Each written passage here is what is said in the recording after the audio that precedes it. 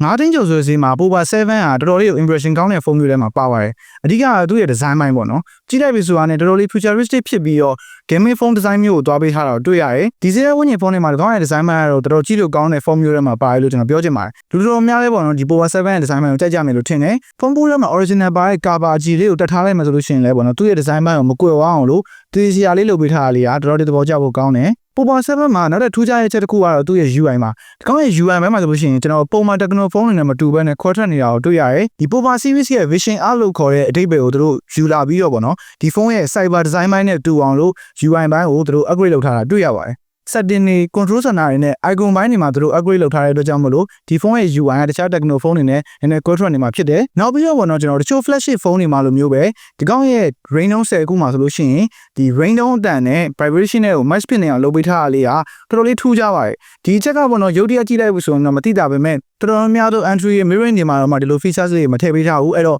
ဒီ features လေးကိုလည်းစမ်းသုံးကြည့်ဖို့ကျွန်တော်ကြံပေးခြင်းနဲ့ဒီစရမ်းမှာဆိုလို့ရှိရင်ကျွန်တော်တိုင်း review မှာ120 February နဲ့သုံးပေးထားတယ် side model fingerprint နဲ့ပါဒီဖုန်းကိုစသုံးလိုက်ပြီဆိုရင်ဒီကောင်းရဲ့120ကိုစပြီးခန်းစားမိပြီပေါ့နော်ပို့အပြူတာတော်တော်လေးကိုမြန်ပါတယ်ကင်မရာဘက်မှာဆိုလို့ရှိရင်တော့ကျွန်တော်108 megapixel main camera နဲ့8 megapixel selfie camera ကိုသုံးပေးထားတယ်ကင်မရာဘက်ကိုအသားပေးထားတဲ့ဖုန်းမဟုတ်လို့အရင်ကြီးတော့အမျှော်လင့်စေချင်ဘူးဒါပေမဲ့ဒီကောင်းရဲ့ပုံထွက်လေးတွေကတော့သူ့အနေနဲ့သူကြည့်ပြီးရှိပါတယ်နောက်နဲ့ထူးခြားတဲ့ချက်တစ်ခုကိုပြောပါဆိုလို့ရှိရင်တော့ Popa 7ရဲ့ battery ပါ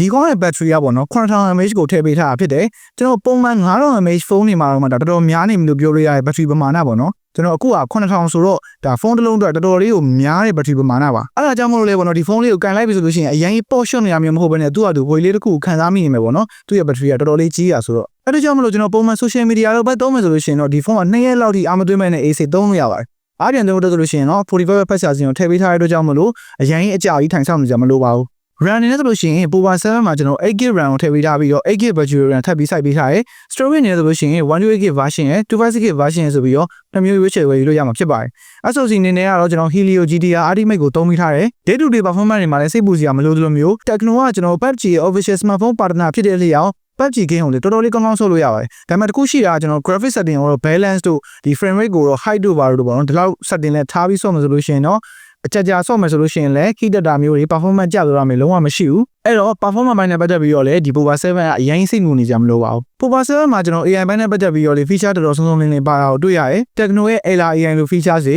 နောက်ပြီးတော့ကျွန်တော် AI wallpaper generator လိုမျိုးပေါ့နော်ကိုယ်ထဲမှာရှိတဲ့ပုံတွေကို animation ပုံစံ wallpaper လေးအနေနဲ့ပြောင်းမလားပါမလားပေါ့နော်ဒီလိုမျိုး feature တွေလည်းပါတယ်အဲ့ဒါပြန်မှပေါ့နော်ကျွန်တော်ပုံထဲမှာမလိုချင်တာတွေကိုဖျောက်လို့ရတယ်ကျွန်တော် AI eraser လို features တွေ real time code translator တွေ cycle to search တွေအစသဖြင့်ပေါ့တော့ကျွန်တော် AI feature ဆိုလို့ရှိရင်လည်းသူ့ဟာသူစုံနေအောင်ထည့်ပေးထားပါတယ်9သိန်းကျော်ဆိုတဲ့ဈေးမှာ Popa 7မှာအားသာတဲ့ချက်2ချက်ရှိပါတယ်ပထမချက်ကတော့ဒီကောင်းရဲ့ design ပိုင်းကသူများနဲ့လုံးဝမတူ unique ဖြစ်တယ်ပေါ့နော် gaming ဖုန်းပုံစံမျိုးတွားပေးထားတယ်နောက်တစ်ချက်ကတော့ battery ပါဒီကောင်းရဲ့ battery က9000 mAh ဆိုတာတကယ်တော့တော်တော်လေးများပါတယ်အဲ့တော့ကိုက battery ကြာခံပြီးတော့ပေါ့နော်PUBG ကောင်းကောင်းဆော့လို့ရမယ်ဒီ9သိန်းကျော်တန်ဖုန်းမျိုးကိုရှာနေတယ်ဆိုလို့ရှိရင်တော့ Popa 7ကတော်တော်လေးရွေးချယ်ဖို့ကောင်းတဲ့ဖုန်းတစ်လုံးလို့ပြောရနေပဲဗီဒီယိုလေးကိုဆုံးသက်ချင်ပါတယ်အဆုံးကြည့်လို့အောင်ကြည့်ကြပါမယ် See you next video